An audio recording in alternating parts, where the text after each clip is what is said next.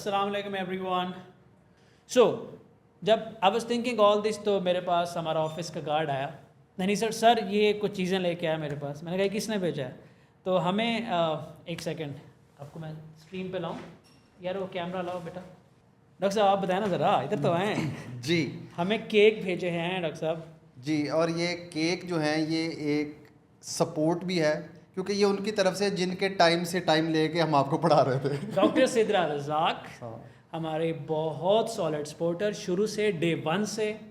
Doctor साहब के पीछे डॉक्टर साहब की वाइफ हैं, हमारी बहुत स्ट्रॉन्ग सपोर्टर हैं। आज उन्होंने इनको भी सरप्राइज़ दिया, उन्होंने 2 केक भेजे। क्या लिखा हुआ है इसके ऊपर? दानिश दिखाओ ज़रा, ठीक है क्लोज लुक। तो इस पे है Irfan Malik, doctor Shiraz, the team, more power to you. और दूसरा है hope to skill Pakistan evolving, hope to skill Pakistan evolving, आगे के पाकिस्तान्स इवॉल्विंग डेस्टिनी माशाल्लाह। So it was a pleasant surprise. So आज हमने सोचा कि टीम के साथ सेलिब्रेट करते हैं। आ जाएं guys, everyone please step up. So we'll do the little sweet and then we'll jump into the lecture. 35 lecture के बाद मैं आपके 5 मिनट ये ले रहा हूँ, but our team deserves that. Everybody please come up. Ladies no sir, बोलना क्या? कुछ भी नहीं, आप केक काटेंगे and we pray for each other. Thank you.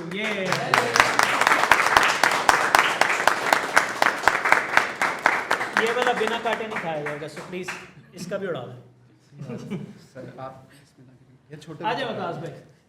हाँ विकास भाई ओके चलो यार भाई, कैमरे से निकलने का बड़ा शौक है। बच्चों को दे दो। आ जाओ। चले डॉक्टर साहब। ओ डॉक्टर साहब आपने होठ को काट दिया। माशाल्लाह, थैंक यू। अच्छा अब इनको स्प्लिट करें। Guys step up. जो हमारी वो टीम, आ जाएं आप लोग, आप आ जाएं मेरे साथ ज़रा। ये हमारी वो टीम है जिन्होंने हमें इन हाउस ज्वाइन किया। आज इनकी शक्लें भी देख लें ज़रा ध्यान से। इनसे आप लोगों ने हिसाब लेना है। अगर ये अपने अपने इलाकों में जाके नहीं पढ़ाते तो ये ज़िम्मेदार हैं। हमने इन पे भी मेहनत की, इनको चांस दिया, एक्सपोजर दिया। They are the teachers in their areas. ठीक है, आ जाओ एक। ओके सो खा तो लो, बट बेटा याद रखना ये आप आपके कैमरास में शक्लें आ गई हैं। They are watching you, everyone is watching you. आपने जाना है, आपने डिलीवर करना है। जब इंशाअल्लाह अल्लाह में हिम्मत दे, तौफीक दे, ज़िंदगी दे, जब हमारा नेक्स्ट लेक्चर होगा वो आपके इलाकों में हम लाइव कर रहे होंगे, तो आपने उन बच्चों को इल्म बांटते वक्त ना 2 काम नहीं करने। एक घड़ी नहीं देखनी, एक बटवा नहीं देखना। बस घड़ी और बटवे पे नज़र नहीं होनी चाहिए जब आप इल्म बांट रहे हो। तो जब आप ये 2 चीज़ें इल्म बांटते वक्त नहीं देखोगे तो अल्लाह आपको देते वक्त भी दोनों चीज़ों को काउंट नहीं करेगा। बेहिसाब आएगा और हर टाइम आएगा। So please take this, enjoy and हमारा नॉलेज ले लें। आधे इसको ले जाएं, आधे इसको ले जाएं, ताकि हम बच्चों को पढ़ा सकें। लेकिन that was so sweet. Doctor Sidra Razzaq ने हमें सरप्राइज़ दिया, अच्छा लगा। कभी कभी इस तरह के सरप्राइज ना आपको मोटिवेट कर जाते हैं। हमारे जहन में वैसे आइडिया आना भी नहीं था, है ना? That was something new. So guys, as I said, it's your turn now. और इंशाल्लाह नेक्स्ट बैच का अनाउंसमेंट करूँगा। Be ready for the September 30th, the prize money waiting for you. ठीक है? So what we have today, पढ़ते हैं। Let's share the slide. Classification से शुरू होना है, कोडिंग में जाना है या पहले स्टोरी है? थोड़ा सा बच्चों को प्रिपेयर करना है। ठीक है डॉक्टर साहब आ जाए। मैं पाई टॉर्च पे हमने डिस्कशन कल स्टार्ट की थी और हमने देखा था कि PyTorch is actually a framework to develop deep neural networks. इससे पहले हमने टेंसर फ्लो पढ़ा था विच वाज अनदर फ्रेमवर्क, और उसके बाद पाई टॉर्च जो है it's sort of a replacement for tensor flow. इसका मतलब है कि आप इन दोनों में से किसी एक पे ग्रिप कर लें तो बेसिक ज़रूरी जो डीप न्यूरल नेटवर्क हैं, जैसे फुली कनेक्टेड न्यूरल नेटवर्क है, कॉन्वोल्यूशनल न्यूरल नेटवर्क है, रिकरेंट न्यूरल नेटवर्क है, और ऑटो इनकोडर्स, जो सारे के सारे हमने ना सिर्फ पढ़े हैं बल्कि इनको हमने कोड भी किया था। ये सारे न्यूरल नेटवर्क्स आप टेंसर फ्लो में भी बना सकते हैं और आप पाई टॉर्च में भी बना सकते हैं। पाई टॉर्च में लास्ट टाइम हमने डिस्कस की थी रिग्रेशन। तो रिग्रेशन और क्लासिफिकेशन आपको पता है कि बेसिकली जो डिस्क्रिमिनेटिव एआई है उसमें ये 2 ही प्रॉब्लम्स हम सॉल्व करते हैं।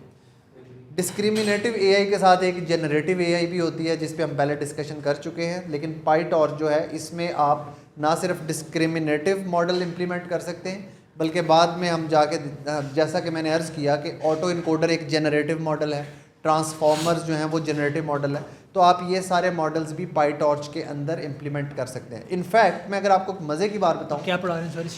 स्लाइड कौन सी चाहिए आपको? स्लाइड पाईटॉर्च का इंट्रोडक्शन चल रहा है अभी। क्लासिफिकेशन जो है, आप एजेंडा पे आ जाएं। हाँ, क्लासिफिकेशन पे रखना। हाँ, क्लासिफिकेशन पे रखना। तो एक मज़े की बात ये है कि आपको हमने हगिंग फेस जो है वो करवाया था, अगर आपको याद हो। हगिंग फेस के तमाम मॉडल्स जो हैं वो पाईटॉर्च में इम्प्लीमेंटेड है और टेंसर फ्लो में इम्प्लीमेंटेड है। आपकी मर्ज़ी है कि आप दोनों में से जो मर्ज़ी यूज़ करें, हगिंग फेस का मॉडल डाउनलोड करें और उसे आप फर्दर यूटिलाइज़ कर लें। इसका मतलब है कि ये चीज़ सीखने के बाद आप हगिंग फेस के मॉडल्स को फर्दर कस्टमाइज़ कर सकते हैं अपनी ज़रूरत के मुताबिक। सो आज हम पाईटॉर्च के अंदर क्लासिफिकेशन का मॉडल इम्प्लीमेंट करेंगे। पाईटॉर्च में एक चीज़ जो कल आपने नोट की थी वो ये थी कि पाईटॉर्च प्रोग्रामर को थोड़ा सा ज़्यादा कंट्रोल देता है। अब ये जो कंट्रोल है ना, ये टू एज सोर्ड है। क्यों? क्योंकि अगर आपके पास कंट्रोल ज़्यादा है तो इसका मतलब है कि आपको कोड भी ज़्यादा लिखना पड़ेगा। कोड ज़्यादा लिखने का मतलब है कि आपको एक अंडरस्टैंडिंग भी ज़रा ज़्यादा डेवलप करनी पड़ेगी। जबकि हमने जब टेंसर फ्लो किया था तो उसमें सिर्फ आप एक लाइन लिखते थे, लेयर बन जाती थी। इधर मैंने कल आपको दिखाया था कि आप 2 लाइंस लिख रहे हैं, एक लीनियर की है, फिर एक उसके बाद एक्टिवेशन फंक्शन है। तो इसमें आपके पास कंट्रोल ज़्यादा है, इसलिए कोड भी ज़्यादा है। तो अब जब भी आपसे, मतलब अब आप जब भी किसी क्लाइंट से बात कर रहे हों और वो आपसे पूछे कि यार आप मेरे लिए डीप न्यूरल नेटवर्क इम्प्लीमेंट कर दें, और वो पूछे कि यार आप कौन से फ्रेमवर्क में न्यूरल नेटवर्क इम्प्लीमेंट करेंगे, तो अब आपके पास 2 नाम है। आप कहेंगे यार मैं आपके लिए जो न्यूरल नेटवर्क मैंने बनाना है वो मैं टेंसर फ्लो में भी बना सकता हूँ, मैं आपके लिए पाईटॉर्च में भी बना सकता हूँ। टेंसर फ्लो में बनाने का फ़ायदा ये होगा और पाईटॉर्च में बनाने का फ़ायदा ये होगा। सो अब आपकी एक लैंग्वेज भी डेवलप हो गई। लोगों के डिमांड पे हम लोग क्विज़ प्रिपेयर कर रहे हैं, तो लेक्चर के एंड में क्विज़ होगा, तो अब आपने भागना नहीं है। नबिया जाओ ज़रा क्विज़ बनवाओ। बेहतरीन। तो अब हमें क्लैरिटी आ गई होगी कि पाईटॉर्च में कल जो आपने कोड देखा था वो ज़रा ज़्यादा था, इसलिए कि पाईटॉर्च में कंट्रोल भी ज़रा ज़्यादा है हमारे पास। लास्ट टाइम हमने रिग्रेशन इम्प्लीमेंट किया था, तो अब लास्ट लेक्चर में हमने आपके लिए जो अगली चीज़ है वो क्लासिफिकेशन है, क्योंकि ये 2 फंडामेंटल प्रॉब्लम्स हैं किसी भी चीज़ को इंट्रोड्यूस करवाने के। प्रोग्रामिंग में ना हमारे पास एक टर्म होती है हेलो वर्ल्ड। तो ये जो रिग्रेशन मॉडल और क्लासिफिकेशन मॉडल है ना, इन्हें यूँ समझें कि ये मशीन लर्निंग या डीप लर्निंग के हेलो वर्ल्ड प्रोग्राम है, कि आप पहली बार ये इम्प्लीमेंट करके सीखते हैं कि यार ये चीज़ चलेगी कैसे। ठीक है, तो क्लासिफिकेशन सिर्फ रिमाइंड करवाने के लिए कि हमारे पास जब भी कोई कैटेगरी हमने प्रिडिक्ट करनी हो, जिसकी एग्जांपल मैं देता हूं कि फ़लाँ बंदा जो है वो कोविड पॉजिटिव है या कोविड नेगेटिव है, यानी यस या नो, फ़लाँ बंदा स्मोकर है या नॉन स्मोकर है, या गिवन पिक्चर जो है वो कैट पिक्चर है या नॉन कैट पिक्चर है। ऑफ कोर्स आपको पता है जब भी क्लासिफिकेशन आएगी तो मैं अपनी सबसे पसंदीदा एग्जांपल तो ज़रूर दूँगा, कैट वर्सेस नॉन कैट। ठीक है, सो क्लासिफिकेशन में आप हमेशा गिवन इनपुट, आपकी जॉब है कि आप कोई कैटेगरी प्रेडिक्ट करें कि ये इनपुट किस कैटेगरी से बिलोंग करती है। अब ज़रा मुझे ये बताएं, मेरा ख्याल है कि हमने पहले ही बता दिया हुआ है, वरना मैंने पूछना था कि क्लासिफिकेशन की टाइप क्या होती हैं, लेकिन वो तो स्लाइड पे लिखी हुई है, तो इसलिए मेरा पूछना बनता नहीं। हारिस, आज तुमने बच्चों को एक सवाल से बचा लिया है। तो हमारे पास 2 टाइप्स हैं। हमारे पास एक बाइनरी क्लासिफिकेशन है जिसमें 2 क्लासेस होती हैं, जैसे कैट वर्सेस नॉन कैट, और एक हमारे पास मल्टी क्लास है, जैसे हमने प्रेडिक्ट करना है कि गिवन पिक्चर डॉग पिक्चर है, मंकी पिक्चर है या कैट पिक्चर है। ठीक है, तो ये हमारे पास मल्टी क्लास क्लासिफिकेशन है। तो क्लासिफिकेशन से अब आगे चलते हैं हम। क्लासिफिकेशन के लिए आज हमने जो मॉडल सेलेक्ट, जो डेटा सेट हमने सेलेक्ट किया है वो एक बड़ा मशहूर ज़माना डाटा सेट है, लेकिन उससे पहले आपको आइडिया है कि जब भी हमने कोई डेटा प्रोवाइड करना होता है अपने किसी भी मॉडल को, तो हम उसको प्री प्रोसेस करते हैं। और प्री प्रोसेस पे हम बहुत ज़्यादा टाइम लगा चुके हैं कि आपके पास डेटा आएगा तो आपने उसको क्लीन कैसे करना है, आपने उसकी डायमेंशंस कैसे रिड्यूस करनी है, डायमेंशनैलिटी रिडक्शन हम किसी को याद है कि इस टॉपिक पे हाँ मैंने एक एग्जांपल दी थी, फिर हमने उसी पे सारा कुछ बिल्ड किया था, वो एग्जांपल क्या थी? चलें चैट जीपीटी से पूछना चाहे तो आप पूछ सकते हैं। आई जस्ट नीड टू सी किसको ना याद आई है। जब हमने डाटा प्रोसेसिंग, टारगेट वेरिएबल्स की बात की थी, प्री प्रोसेसिंग की बात की थी, सब उस वक्त हमने एक एग्जांपल के इर्द गिर्द सबको घुमाया था। अच्छा हिंट तो दे दें बच्चों को, आपको पता है मैं ज़रा नरम उस्ताद हूँ। थोड़ा सा उनको सोचने तो देना ताकि वो ऐसी चीज़ पर एक हाँ आ गया सर, आ गया वोटर डेटा। वाह ज़बरदस्त, सही है, पहुंच गए यार, क्या याददाश्त है माशाल्लाह बच्चों। इधर से गलत जवाब आता है। नाइस, वेरी नाइस, चलें ना ज़बरदस्त। सो क्लीनिंग और क्लीनिंग ज़्यादातर स्ट्रक्चर डाटा में क्लीनिंग की ज़रूरत पड़ती है, लेकिन अगर आप इमेजेस के साथ काम कर रहे हो तो फिर आपको क्लीनिंग की इतनी ज़्यादा ज़रूरत नहीं होती। डायमेंशनैलिटी रिडक्शन बड़ी ज़रूरत होती है। अगर आपके पास 5 मेगापिक्सल का कैमरा है और आप मॉडल को दे देंगे तो मॉडल बेचारे की बस हो जाएगी। ये ऐसे ही है कि जैसे आप किसी कमज़ोर बंदे से कहें कि तू 100 किलो के वेट से ना डंबल लगा, सो that is actually very difficult. तो उसके बाजू टूट जाएंगे लेकिन वो वेट नहीं उठेगा। तो इसलिए हम डायमेंशनैलिटी रिडक्शन जो है वो इमेजेस में ज़रूर यूज़ करते हैं, और हमारी कोशिश होती है कि हम 100 बाय 100 के या 64 बाय 64 के इमेजेस जो हैं वो यूज़ करें। So dimensionality reduction is applicable in images as well. ठीक है, उसके बाद एक जो बड़ी इंपॉर्टेंट चीज़ हम हर जगह यूज़ करते हैं वो है डेटा की ट्रांसफॉर्मेशन। और डाटा की ट्रांसफॉर्मेशन में हमने 2 ट्रांसफॉर्मेशन को बहुत ज़्यादा गहराई में स्टडी किया है।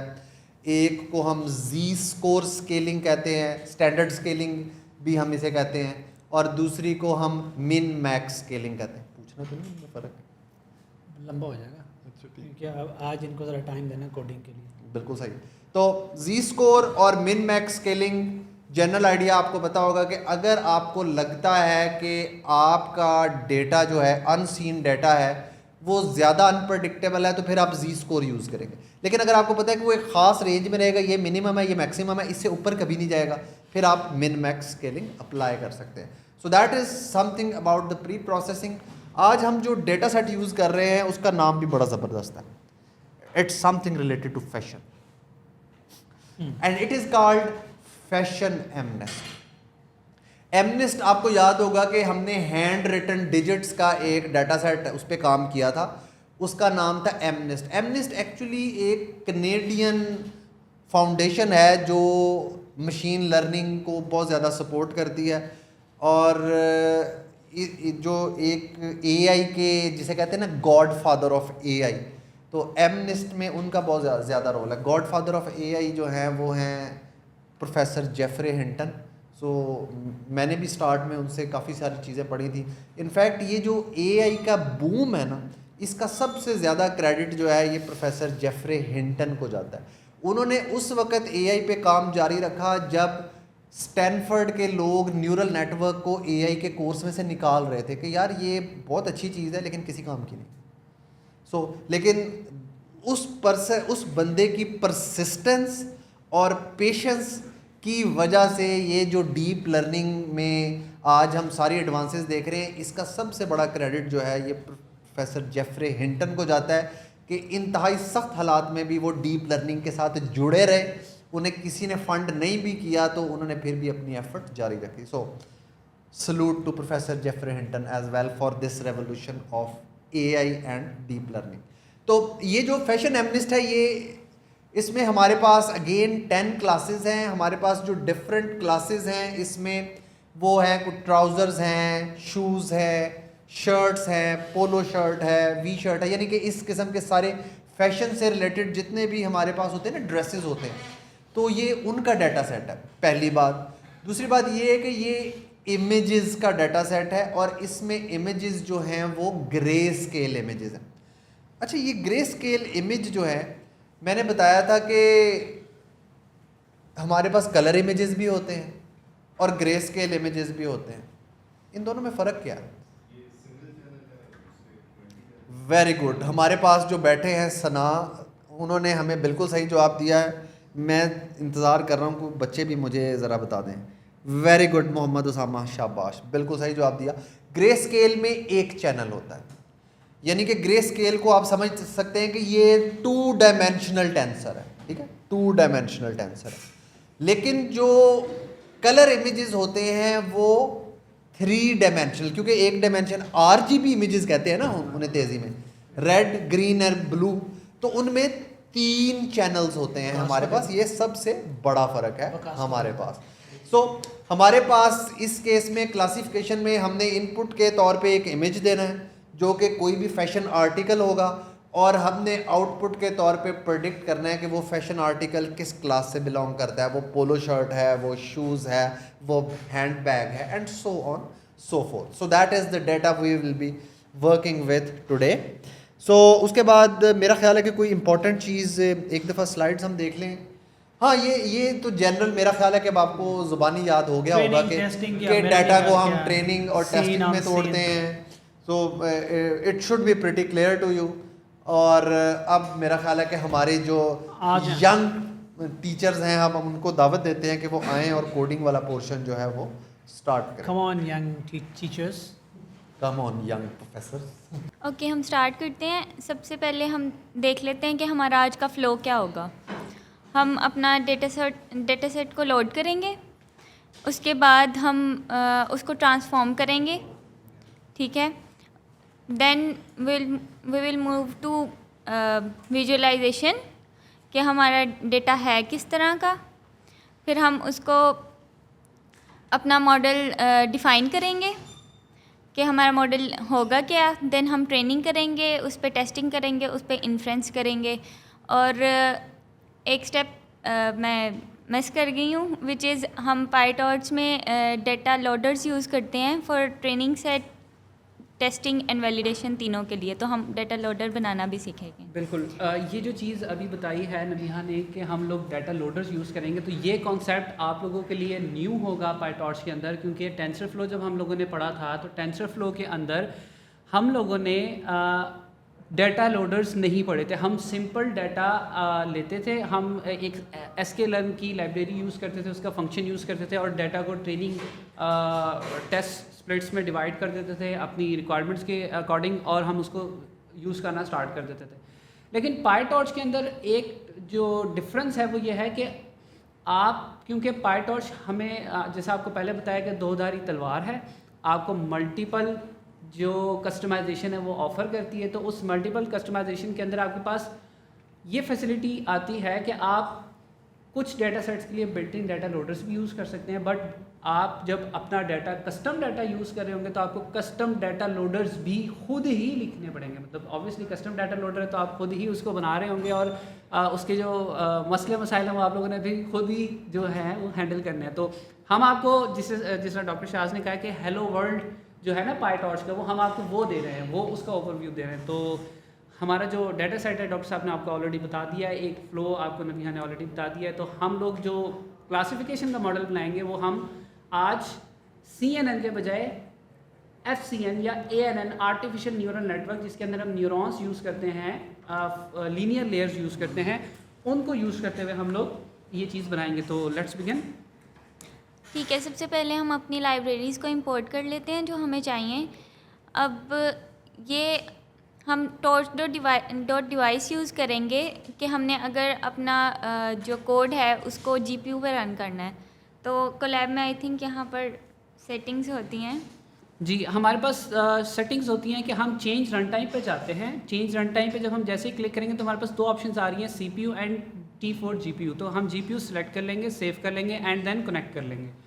तो जैसे ही हमारा रन टाइम कनेक्ट होगा, और रन टाइम कनेक्ट होते ही हमारी ये जो सेल्स हैं वो एग्जीक्यूट होना स्टार्ट हो जाएंगे। और यहाँ पर जिस तरह भी आपको ऑप्शन लिखी आउटपुट आ रही थी CUDA 0, तो अभी भी हमारे पास जो ऑप्शन जो आउटपुट आनी चाहिए वो CUDA 0 आनी चाहिए, विच मीन्स कि हमारा जो रन टाइम है वो कनेक्टेड है विद GPU डिवाइस। ठीक है, तो हमारा अब ये वाला सेल एग्जीक्यूट हो गया है, लेट्स मूव ऑन। ठीक है, टू विजुअलाइजेशन पार्ट हम अपने पहले तो हम अपना डेटा सेट हमने डाउनलोड करना है, तो उसको डाउनलोड करने के लिए हम इसको डाउनलोड ट्रू कर देंगे। ट्रेनिंग डेटा के लिए हम ट्रेन ट्रू रखेंगे और जो हमारा टेस्टिंग सेट है उसके लिए हम ट्रेन फॉल्स रखेंगे, क्योंकि हमने उसको ट्रेनिंग में यूज़ नहीं करना। और यहाँ पे मैं थोड़ी सी चीज़ ऐड करूँ कि आप लोगों ने ये माइंड में रखना है कि आज हम लोग जो डाटा सेट लोड कर रहे हैं, पिछले लेक्चर में हम लोगों ने sklearn की लाइब्रेरी से लिया था, लेकिन आज हम टेंसरफ्लो से ही ले रहे हैं। तो जो फंक्शंस हम यूज़ कर रहे हैं डाटा सेट डॉट फैशन एमनिस्ट, तो वहीं से डाटा आ रहा है और उसी जो डाटा सेट के जो हमें फंक्शंस मौजूद है उसी में से हम ले रहे हैं। यहाँ पर एक जो चीज़ है ट्रांसफॉर्म, वो आपको नबीहा बताएंगी कि ट्रांसफॉर्म क्या कर रहे हैं। हम अपने डेटा को ट्रांसफॉर्म करेंगे और ट्रांसफॉर्म में हम दो चीज़ें कर रहे हैं, एक हम नॉर्मलाइजेशन भी कर रहे हैं और दूसरा हम इसको टेंसर्स में भी कन्वर्ट कर रहे हैं, ताकि हमें बाद में आगे जाके ना करना पड़े। तो हम डाउनलोड करते हुए उसको टेंसर्स में भी कर लेंगे और उसको नॉर्मलाइज भी कर लेंगे। नेक्स्ट अब हमने स्प्लिट करना है, तो हमारा जो ट्रेनिंग सेट है उसके अंदर से हम वैलिडेशन सेट निकालेंगे। तो उसको रैंडमली शफल करते हुए हम जो अपना वैलिडेशन सेट है उसको 20% वो ले लेंगे। ये हमारा जी जैसे ही हम इस सेल को एग्जीक्यूट करेंगे और ये हमारा जो डाटा सेट है वो यहाँ पे डाउनलोड हो जाएगा। जब डाटा सेट हमारा डाउनलोड हो रहा है तो मैं थोड़ा सा मज़ीद इसको समराइज़ कर दूँ कि दो चीज़ें हो रही हैं। आप जो पाईटॉर्च है उसमें से डाटा सेट ले रहे हैं, ट्रेनिंग सेट, टेस्टिंग सेट, लेकिन ट्रेनिंग के दौरान आप मॉडल की वैलिडेशन भी कर रहे होते हैं कि इसकी ट्रेनिंग ठीक हो रही है नहीं, और जो उसके ट्रेनिंग के दौरान आप उससे कुछ डाटा दे के चेक करते हैं कि ये कितना अच्छा ट्रेन हो रहा है, उसको वैलिडेशन कहते हैं। अब उस वैलिडेशन सेट को भी आपने ट्रेनिंग डाटा सेट वाले सैंपल्स में से उसमें से सैंपल्स निकालने हैं। तो हम क्या कर रहे हैं कि ट्रेनिंग डाटा जो है उसमें से रैंडम जो रोज़ हैं, रैंडम जो इमेजेस हैं उनको पिक कर रहे हैं और उनको वैलिडेशन सेट के लिए रख रहे हैं। बाकी हमारा डाटा सेट अब 3 पोर्शंस में डिवाइड हो जाएगा, ट्रेन सेट, वैलिडेशन सेट और टेस्ट सेट। तो 2 चीज़ें हमारी ट्रेनिंग में यूज़ होंगी, कौन कौन सी? Training set and validation set. और टेस्टिंग वाला हम जब मॉडल को वो जो टेस्ट कर रहे होंगे एट द एंड इन्फ्रेंस करके कि वो कितनी अच्छी इनपुट दे रहा है या नहीं, तो तब यूज़ होगा। तो डाटा हमारा डाउनलोड हो गया है। नेक्स्ट हम डेटा लोडर्स, जो हम कॉन्सेप्ट आपका डेटा लोडर्स का है कि हम डेटा लोडर्स बनाते हैं। तो ट्रेनिंग सेट के लिए हम ये ट्रेनिंग सैम्पल्स के साथ और बैच साइज़ हमने रखा हुआ है 64। ट्रेनिंग सेट के लिए, टेस्टिंग सेट के लिए और वैलिडेशन के लिए, तीनों के लिए डेटा लोडर्स बना लेंगे, which is torch.utils .data loaders. Okay ठीक है, देखें कोई बात नहीं होता है। देखें डाटा लोडर्स, जिस समय आप लोगों को बता रहा था कि कॉन्सेप्ट है कि ये अगर आप यूज़ नहीं करेंगे तो जो ट्रेनिंग के दौरान आपके डाटा सैंपल्स उस मॉडल को रिक्वायर्ड होंगे वो उसको नहीं मिलेंगे। तो ये डाटा लोडर्स आपको बनाना कंपल्शन है वाइल यूजिंग पाईटॉर्च। तो आपके पास जितनी टाइप्स का डाटा होगा उतने ऑब्वियसली आपके पास डाटा लोडर्स होने चाहिए। ट्रेनिंग डाटा है, ट्रेनिंग डाटा का ट्रेनिंग लोडर होना चाहिए। आपके पास वैलिडेशन डाटा है तो वैलिडेशन के लिए लोडर होना चाहिए। टेस्टिंग डाटा है तो टेस्टिंग के लिए जो डाटा लोडर है वो होना चाहिए। यहाँ पे जब आप डाटा लोडर दे रहे हैं ना, तो उसके अंदर ही बैच साइज बता रहे हैं उसको, ये अब खुद ही मैनेज करेगा वाइल ट्रेनिंग।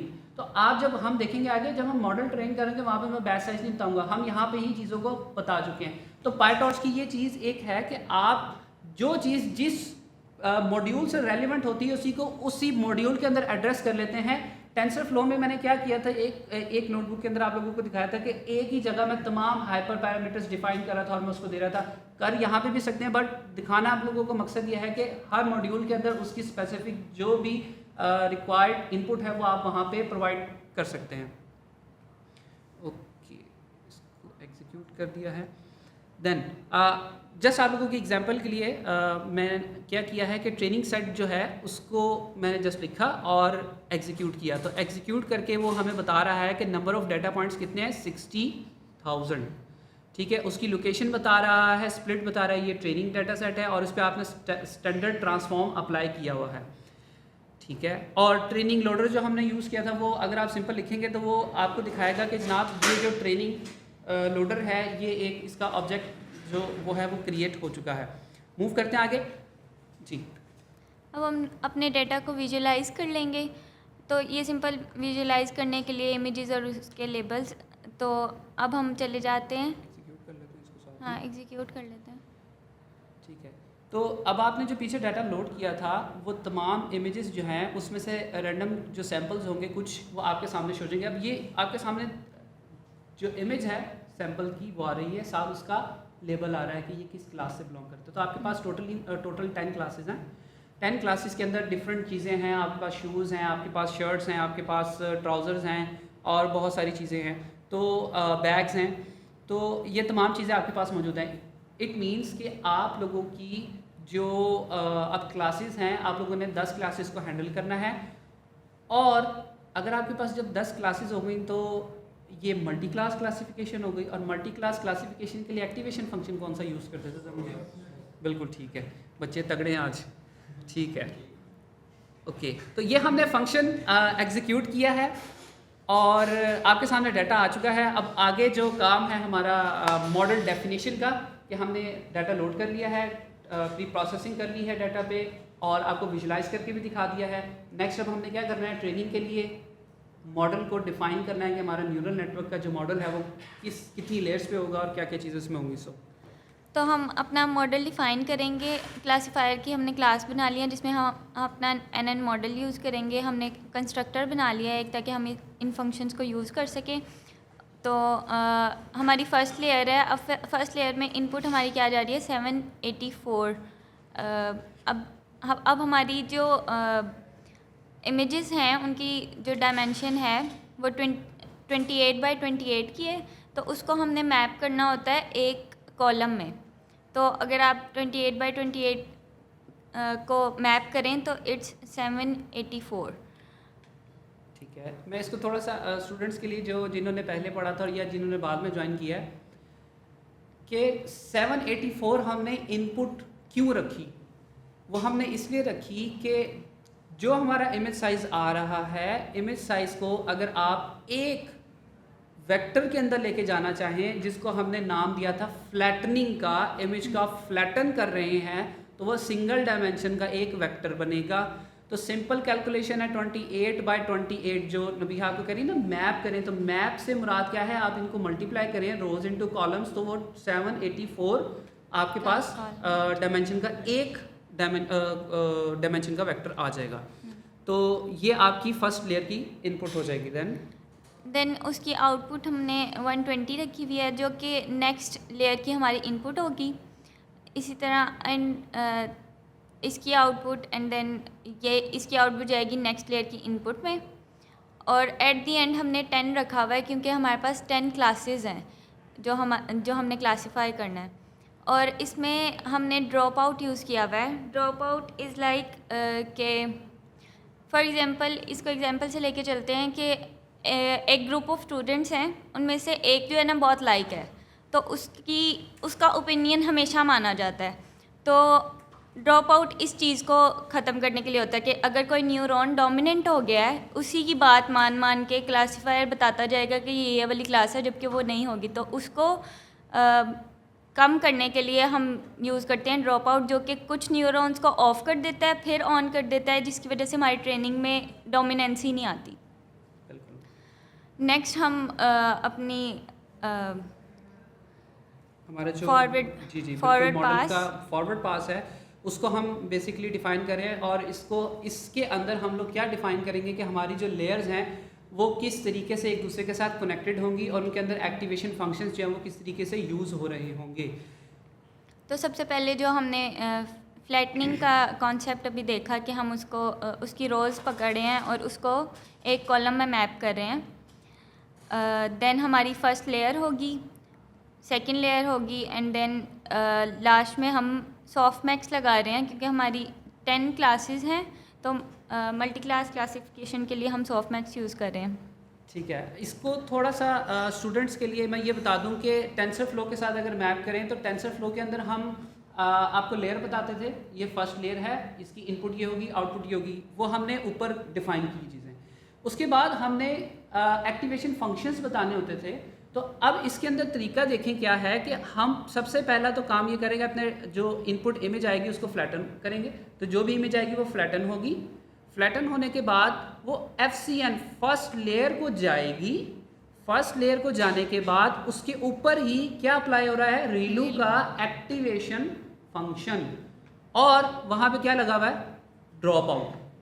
वो रैंडमली हर इपॉक के अंदर कुछ न्यूरॉन्स को क्लोज कर देगा और कुछ को ओपन कर देगा रैंडमली, ताकि कोई भी किसी भी दूसरे न्यूरॉन्स के ऊपर डोमिनेट ना कर सके।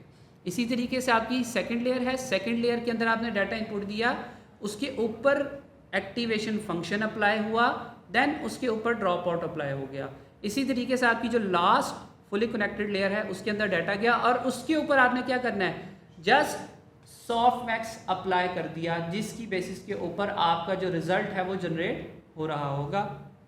तो ये हमारा मॉडल डिफाइन हो गया। इसमें एक जो परेशानी बच्चों को आएगी, और लास्ट कमेंट्स में भी, लेक्चर के कमेंट्स में भी मैं देख रहा था कि सर ये जो आपने क्लास बनाई है ये किस तरीके, इसको थोड़ा सा समझा दें। देखें, ये जो क्लास वाला कॉन्सेप्ट है ना, हमने आपको पाइथन की जो बेसिक्स पढ़ाई हैं उसके अंदर हम लोग ये चीज़, क्योंकि हमारा ये प्लांट का पार्ट ऑफ प्लान नहीं था पाइटॉर्च, बट हमने इसको ऐड किया है।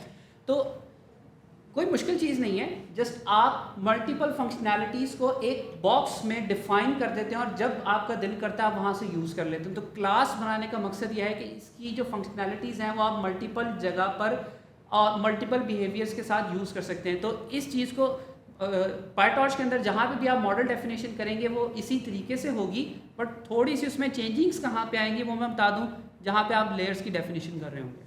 ठीक है, तो फिलहाल अभी के लिए आप लोगों के लिए ये जानना ज़रूरी नहीं है कि ये कंस्ट्रक्टर क्या काम कर रहा है, क्या होता है, क्लास क्या होती है, ये अभी ज़रूरी नहीं है। क्यों, ये आपको फंक्शनैलिटी मिल रही है, आपने सिर्फ आर्किटेक्चर डिफाइन करना है। तो ये हमारी चीज़ हो गई, इसको हम एग्जीक्यूट कर लेते हैं और आगे अब ट्रेनिंग की तरफ मूव करते हैं।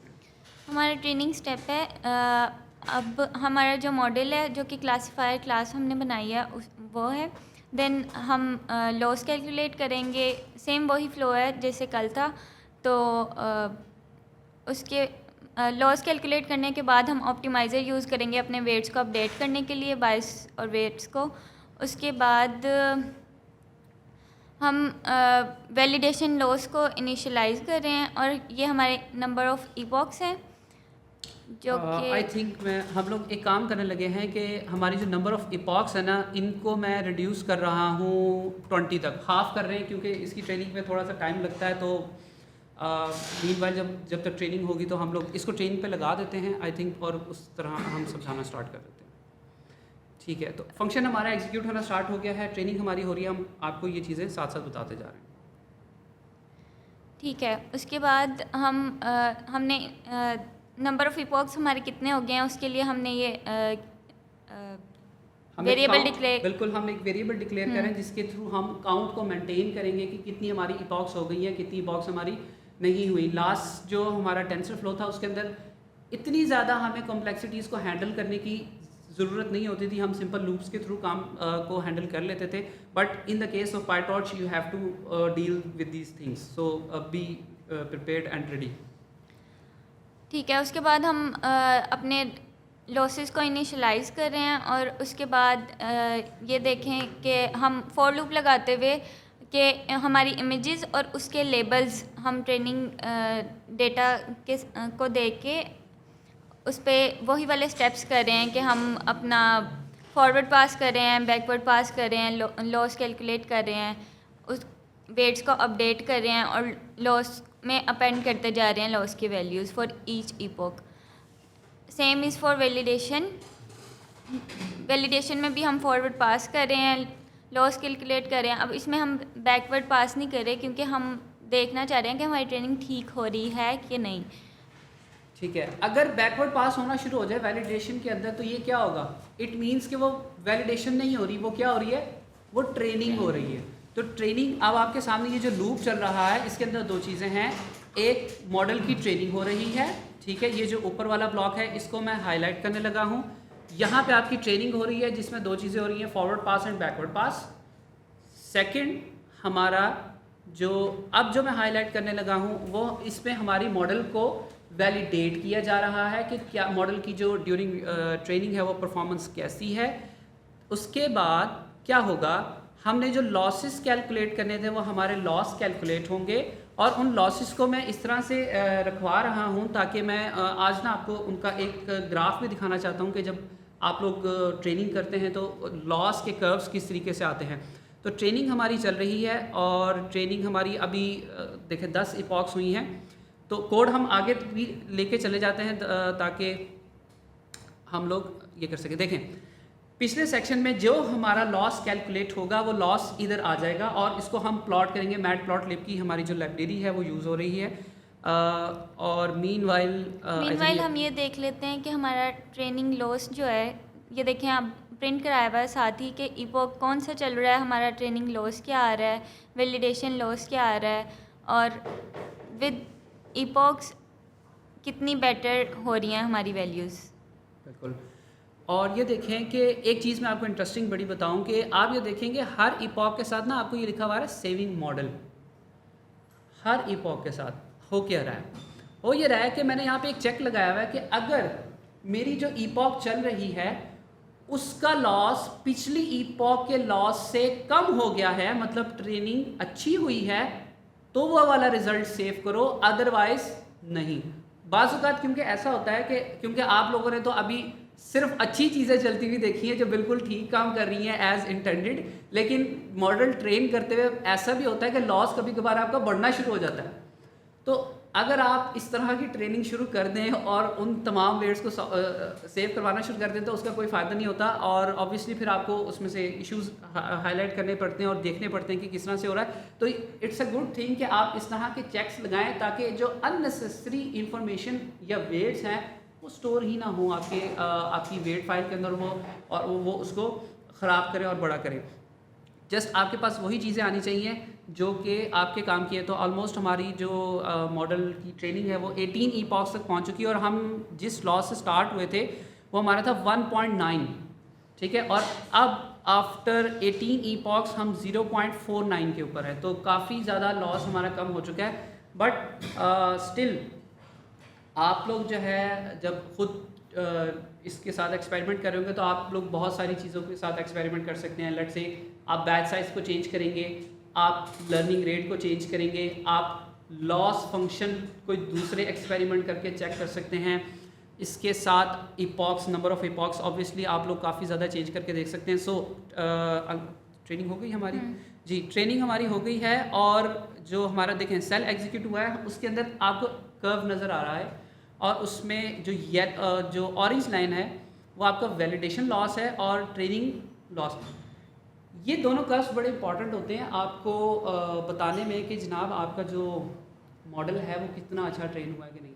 मिसाल के तौर पर अगर हमारे मॉडल की ट्रेनिंग जो है एक्यूरेसी या उसका लॉस इस तरह कर लेते हैं कि हमारे ट्रेनिंग मॉडल ट्रेन हुआ और उसकी एक्यूरेसी आ गई 99%, एंड जब आपने उसको वैलिडेशन के लिए डाटा दिया तो उस टाइम वो बहुत ही ख़राब रिज़ल्ट शो कर रहा था।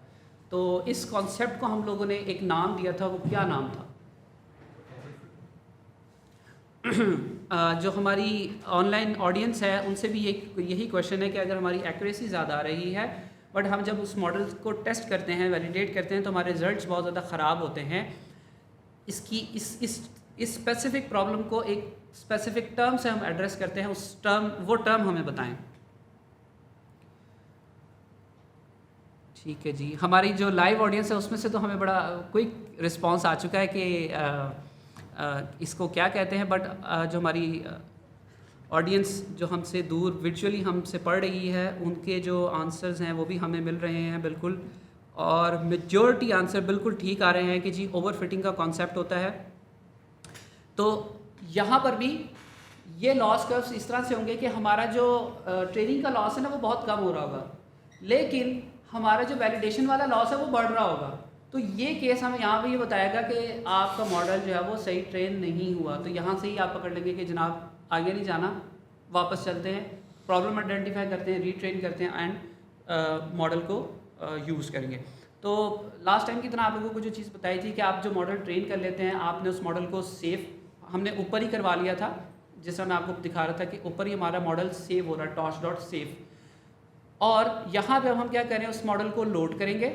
और मैं एक और चीज़ दिखा दूँ कि वो जो मॉडल हमारा सेव हुआ है वो ये आपके पास मौजूद है। आप इसको डाउनलोड करके किसी लोकल जगह, लोकल मशीन के ऊपर भी आप इस मॉडल को यूज़ कर सकते हैं। सिर्फ आपने उसको इमेजेस देनी है, वो आपको इन्फ्लुएंस करके बता देगा ये किस क्लास से बिलोंग करते हैं। ओके, और वहाँ पे आपने जो कोड यूज़ करना है वो यही वाली लाइंस होंगी जो अब हम एग्जीक्यूट कर रहे हैं। जी आगे मॉडल टेस्टिंग है। आगे हम मॉडल टेस्टिंग में अपना जो हमने मॉडल सेव किया है उसको यूज़ करेंगे। तो टेस्टिंग में हम बस ये कर रहे हैं कि हम जो हमारी क्लासेस हैं उसकी बेसिस पे टेस्टिंग कर रहे हैं कि हमारी कितनी क्लासेस करेक्ट प्रेडिक्ट हुई हैं, करेगा ये, और कितनी टोटल क्लासेस हैं उसके लिए। तो हम अपने टेस्ट सेट को इमेजेस और लेबल्स दे रहे हैं, ठीक है।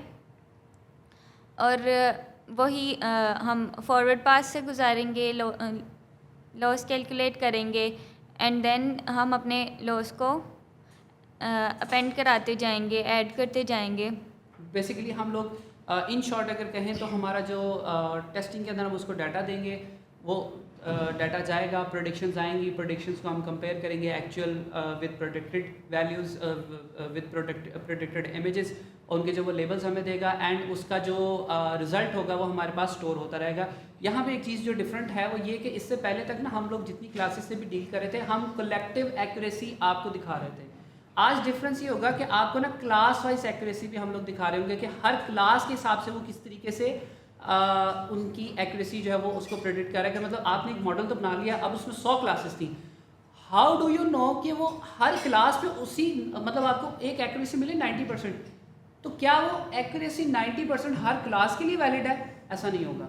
हर क्लास के हिसाब से उसकी जो एक्यूरेसी है वो थोड़ी वेरी करती है। तो ये इसके अंदर अब आपको ये फंक्शनैलिटी भी मिल जाएगी कि आप क्लास वाइज एक्यूरेसी कैलकुलेट कर सकते हैं, और आपको ये पता होगा कि इस मॉडल को अगर मैं ये वाली इमेज दूंगा तो इस पर तो इसका रिजल्ट बिल्कुल आंखें बंद करके मैं यकीन कर सकता हूँ, लेकिन अगर मैंने दूसरी कोई शूज़ की इमेजेस दी तो उस पर इसकी प्रेडिक्शन इतनी अच्छी नहीं है, तो वहाँ पर थोड़ा सा ध्यान रखना पड़ेगा।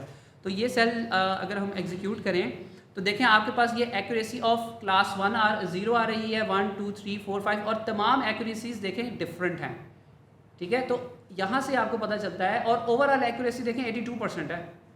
तो लेकिन कुछ क्लासेस की एक्यूरेसी 94% भी है, कुछ की एक्यूरेसी 46% भी है। तो यहाँ से आपको पता चलता है कि एक मॉडल जो बहुत सारी क्लासेस के ऊपर ट्रेन होता है, और अगर आप कभी आपको देखने का इत्तेफाक हो कोई बड़े मॉडल्स अगर आप देखें जाके वेबसाइट्स के ऊपर, तो उन्होंने उसकी ना क्लास वाइज एक्यूरेसी भी आपको बताई होती है कि ये इस क्लास में इतना अच्छा है, इस क्लास में इतना अच्छा है। बिल्कुल इसी तरीके से जिस तरह आपके पास जीपीटी है, जीपीटी की जो ट्रेनिंग है उसके अंदर जो उसका डाटा था वो बहुत ज़्यादा मैटर करता है। लेट्स से अगर आप उससे उस लैंग्वेज जीपीटी को कोई ऐसी लैंग्वेज दें जिसके ऊपर उसका ट्रेनिंग डाटा बहुत थोड़ा था, तो वो आप उससे अच्छे रिजल्ट एक्सपेक्ट नहीं कर सकते। क्यों? उसकी ट्रेनिंग जो जिस डाटा पे हुई है उसके अंदर वो डाटा उतना अच्छा नहीं था जितना अच्छा उसके पास इंग्लिश का डाटा था, बल्कि मेजॉरिटी डाटा ही उसके पास इंग्लिश का था। उसके ऊपर बहुत अच्छी परफॉर्मेंस देगा, लेकिन उर्दू के ऊपर ऑब्वियसली वो थोड़ी सी डिग्रेडेड परफॉर्मेंस देगा, उसकी परफॉर्मेंस उतनी ज़्यादा अच्छी नहीं होगी, उतने बड़े आंसर्स नहीं होंगे। तो यही केस तमाम मॉडल्स के साथ होता है। तो ये भी एक न्यू एडिशन है आप लोगों के जो कॉन्सेप्ट्स हैं उसके अंदर, ठीक है जी। जो यहाँ पे हमने फिर क्लासेस आप लोगों की आसानी के लिए यहाँ पे फिर लिखी हुई है, क्योंकि अगला जो काम है वो ये हो रहा है कि हम लोग मॉडल को इमेजेस दे रहे हैं और उससे एक विजुअल आप लोगों को दिखाना चाह रहे हैं कि एक्चुअल हम उसको इमेज देते हैं और वो हमें जो उसका रिज़ल्ट है वो रिटर्न करता है। अगर मैं इस इमेज को क्लोज कर सकूँ आप लोगों के लिए, तो देखें मज़ीद यहाँ पे आपको इमेज आ रही है, इमेज का एक्चुअल लेबल आ रहा है और उसका प्रेडिक्टेड लेबल आ रहा है। तो आपको बहुत सी क्लासेस ऐसी नजर आए, जैसे 9 में एक्चुअल लेबल 9 था, प्रेडिक्टेड लेबल भी 9 है, लेकिन यहाँ पे एक्चुअल लेबल 5 है और प्रेडिक्टेड लेबल 7 आ रहा है, तो उसने रेड किया हुआ और ये गलत प्रेडिक्शन हो रही है। बहुत सी क्लासेस ऐसी हैं जहाँ पे उसकी प्रेडिक्शन गलत हो रही है। क्यों? एक तो मैंने ट्रेनिंग इपॉक्स बहुत कम कर दी थी, सिर्फ 20 रखी हैं। इसको आप एटलीस्ट 50 इपॉक्स पर ट्रेन करेंगे तो इसकी एक्यूरेसी काफ़ी बेहतर होगी। लर्निंग रेट को चेंज करेंगे तब एक्यूरेसी काफ़ी बेटर होगी।